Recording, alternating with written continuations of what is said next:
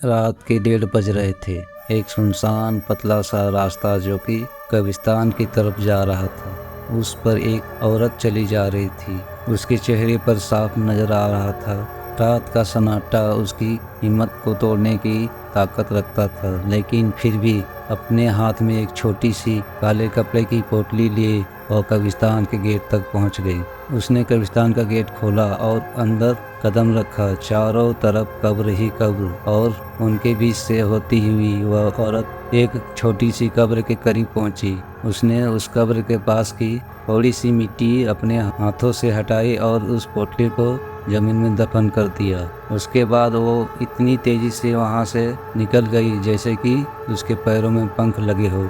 उसके कुछ देर बाद ही काला कपड़ा पहने, अपने चेहरे को घूंघट से छिपाए, हाथ में लालटेन लिए एक दूसरी बूढ़ी औरत वहां पहुंची। उसने उस पोटली को वापस जमीन से निकाला और फिर लालटेन उस पर दे मारा। इस तरह लालटेन टूटा और वो पोटली आग के चपेट में आ गई और जलने लगी। इस कब्रिस्तान से कुछ ही दूरी पर एक बड़े से घर के एक कमरे में राहुल अपने बिस्तर पर लेटा सिगरेट का कश लगा रहा था। दरवाजा खुला और वह औरत अंदर दाखिल हुई। अनु, आ गई तुम? यह सुनकर वह औरत राहुल के पास आकर बैठी और गुस्से में बोली, हाँ आ गई मैं, वह भी जिंदा।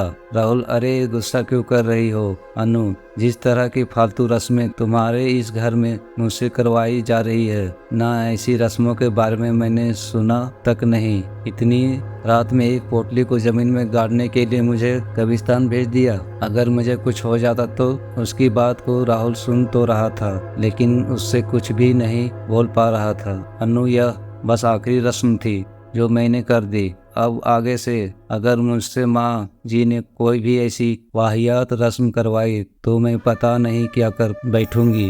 यह कहकर अनु ने चादर उठाई और सोने के लिए चली गई। राहुल सोच रहा था कि जिस माँ के आगे उसके पिता नहीं बोलते थे, वह उसके आगे क्या बोलेगा, इसलिए वह चुप ही रहा। उस रात से करीब 9 महीने गुजर जाने के बाद रात के समय अनु को प्रसव पीड़ा शुरू हो गई। राहुल ड्राइंग रूम में अपनी माँ के पास गया, जहाँ उसकी बहन सलोनी भी बैठी थी। राहुल, माँ, अनु को लेबर पेन शुरू हो गया है, हमें उसे डॉक्टर के पास ले जाना चाहिए। माँ, डॉक्टर की जरूरत नहीं है, हमने उसका प्रबंध कर दिया है।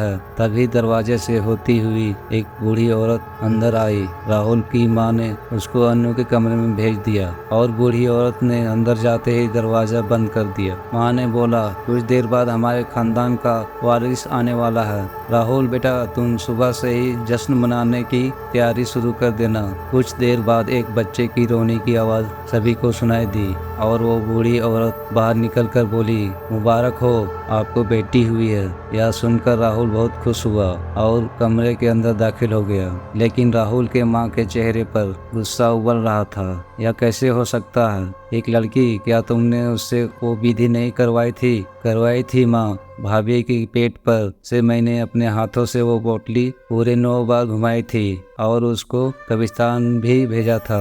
इसका मतलब है उस तांत्रिक ने हमें गलत टोटकर बताया था। चलो अभी उसके पास चलते हैं। माँ ने सलोनी को अपने साथ लिया और उसी टाइम घर से निकलकर शमशान भूमि की तरफ रवाना हो गई। सलोनी को इस समय डर तो बहुत लग रहा था, लेकिन अपनी माँ के गुस्से के आगे वह कुछ नहीं बोल रही थी। अचानक उन सबको पायलों की आवाज सुनाई दी और दोनों ने पलटकर पीछे देखा। उनके पीछे वही लालटेन वाली औरत उनको नजर आई। माँ, यह कौन है? माँ, होगी कोई पागल, तुम पीछे मत देखो, आगे बढ़ो। वह दोनों फिर से आगे बढ़ने लगी और कुछ कदम चलने के बाद उन दोनों की सांसें और कदम दोनों रुक गए। उन्होंने देखा कि जो लालटेन वाली औरत उनके बहुत पीछे थी, अब वही उनसे 10 कदम आगे खड़ी नजर आ रही थी। ए औरत, कौन है तू? माँ ने उससे सवाल किया। उसने धीरे से अपना लालटेन चेहरे के करीब लाकर उन दोनों को अपना चेहरा दिखाया। इसे देखकर राहुल की माँ और सलोनी दोनों का दिल दहल उठा। दोनों चीखती चिल्लाती हुई अपने घर की तरफ वापस भागने लगी और सीधा अपने कमरे में आकर रुकी और लंबी सांसें लेने लगी। माँ, वो औरत कौन थी? इतना भयानक चेहरा था। माँ को इस बात से ज्यादा चिंता थी कि अन्नू ने जिंदा लड़की को कैसे पैदा की। उस तांत्रिक ने कहा था कि अन्नू के पेट पर से उस पोटली को 9 बार घुमाकर अन्नू के हाथों ही कब्रिस्तान में गड़वाना है। उसके बाद अगर अन्नू के पेट में लड़की हुई तो वह पैदा होने से पहले ही मर जाएगी, और अगर लड़का हुआ तो ही वह सही सलामत पैदा होगा। इसका मतलब है कि उस तांत्रिक ने हमें बेवकूफ बनाया। कोई बात नहीं, अगर वो टोटका काम नहीं आया तो हम खुद उस नवजात बच्चे को खत्म कर देंगे। इस इरादे के साथ राहुल की मां ने सलोनी के साथ मिलकर एक प्लान बनाया। अगली सुबह अन्नू और राहुल अपने कमरे में अपनी नवजात बच्ची के साथ खेल रहे थे। तभी माँ वहाँ आई। प्रणाम माँ जी, आपने तो अपनी पोती की शक्ल तक नहीं देखी।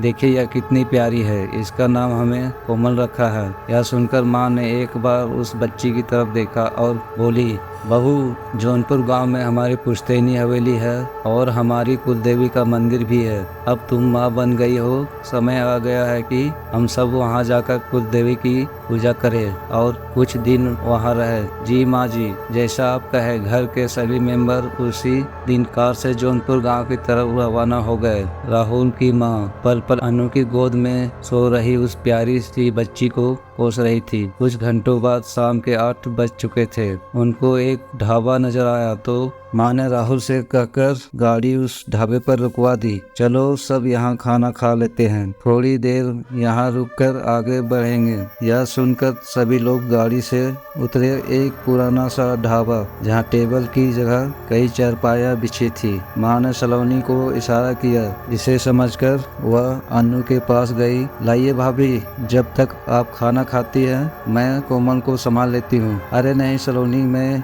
एडजस्ट कर लूंगी, माँ ने कहा। सलोनी ठीक कह रही है अन्नू, कम से कम खाना तो आराम से खाओ। चलो कोमल को सलोनी को दे दो।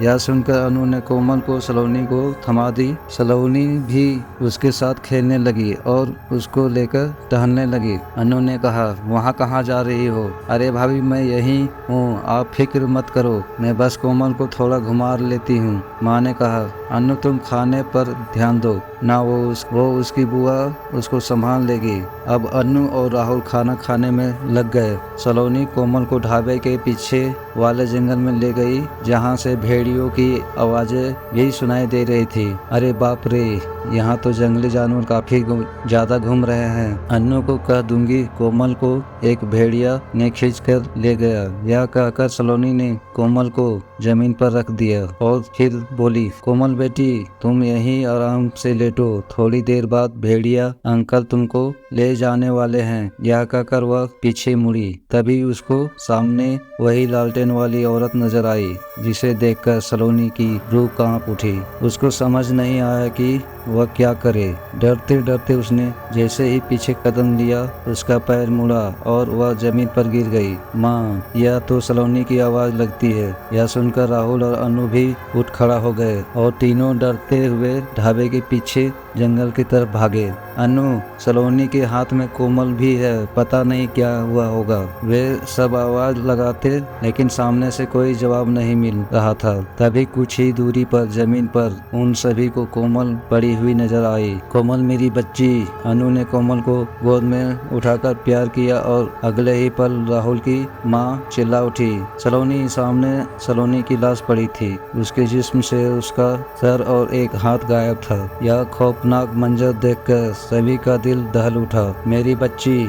राहुल की माँ सलोनी की लाश के पास बैठकर रोने लगी। अन्नू और राहुल की आंखों से भी आंसू बह रहे थे और उनसे कुछ ही दूरी पर वही लालटेन वाली औरत खड़ी होकर सब कुछ देख रही थी। सलोनी की मौत से माँ की बुद्धि मानो भ्रष्ट हो गई थी और उसके दिल से यही आवाज आ रही थी, इस मनहूस बच्चे की वजह से ही मेरी बेटी की जान गई है। मैं अब इसको खुद अपने हाथों से खत्म करूंगी। उन लोगों ने सलोनी के शरीर को जौनपुर ले जाकर उसका अंतिम संस्कार करते हैं और फिर वहीं पर अपनी पुश्तैनी हवेली में रहने लगे। अभी कुछ ही दिन गुजरने के बाद राहुल की माँ ने फिर से अपने काम को अंजाम देने के बारे में सोचा। उस रात बड़ी बेसब्री बेसब्री के साथ आधी रात होने का इंतजार किया और करीब 11 बजे वो दबे पांव अन्नू के कमरे में गई। अन्नू और राहुल दोनों ही बेखबर सो रहे थे। उसने कोमल को पालने से उठाया और फिर हवेली से निकल गई। अपनी गोद में कोमल को लिए हुए वह जंगल के बीचों बीच बने एक तालाब पर आ चुकी थी।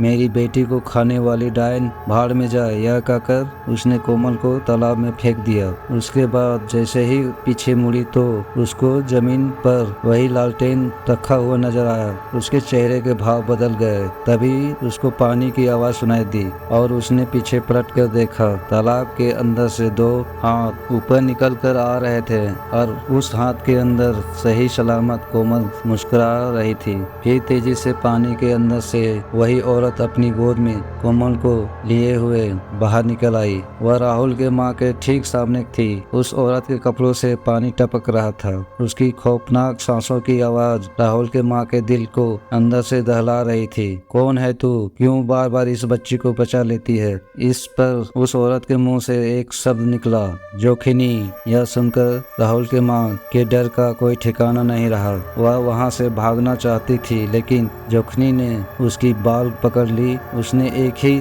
झटके में राहुल की माँ की गर्दन उसके धड़ से अलग कर दी और इसी पर अन्नू और राहुल भी वहाँ आ पहुँचते हैं। यह देखकर उन दोनों का दिल दहल उठता है। माँ की मौत हो गई थी और उसकी बच्ची घूंघट वाली एक अनजान औरत की गोद में थी। तुम जो भी हो मुझ पर रहम करो। तुमने जैसे मेरी प्यारी सासू माँ को मार दिया, मेरी बेटी को मत मारना। मेरी बच्ची मुझे वापस कर दो। यह कहते हुए अन्नू हाथों को फैलाए जमीन पर घुटने टेक कर आंसू बहाने लगती है। मैं तुम्हारी बच्ची को मारने नहीं बचाने आई हूँ और पहले भी बचाया था इसकी बुआ से जो इसको खत्म करना चाहती थी। यह सुनकर अन्नू और राहुल को सब कुछ समझ में आ गया। उसने आगे बढ़कर अन्नू को उसकी बच्ची सौंप दी। अन्नू ने खुशी के आंसू बहाते हुए कोमल को चूमा और खुद से चिपका लिया। पुराने समय में अश्वत्थामा ने उत्तरा की कोख पर हमला किया था, जिससे क्रोधित होकर भगवान श्री कृष्ण ने उसको श्राप दिया था। उसके बाद उत्तरा ने मुझे यानी जोखिनी को जन्म दिया और मेरा काम माँओं की कोख और उनके नवजात बच्चों की रक्षा करना था। इस तरह जब भी किसी माँ की कोख या उसके नवजात बच्चे को कोई अश्वत्थामा की तरह खत्म करने की कोशिश करेगा तो जोखिनी यानी मैं वापस आऊंगी उस बच्चे को बचाने के लिए। यह सुनकर अन्नू और राहुल उसको हैरानी से घूरते रह गए और जोखिनी धुएं की तरह हवा में गायब हो गई। दोनों ने अपनी बच्ची को खूब प्यार किया और सामने रखे हुए उस लालटेन को देखने लगे जो अभी भी मध्यम रोशनी के साथ जल रहा था। तो दोस्तों, यह कहानी कैसी लगी? अगर अच्छी लगी हो तो कमेंट करें और चैनल को सब्सक्राइब जरूर कर लें ताकि ऐसी कहानी आपको और सुनने को मिले।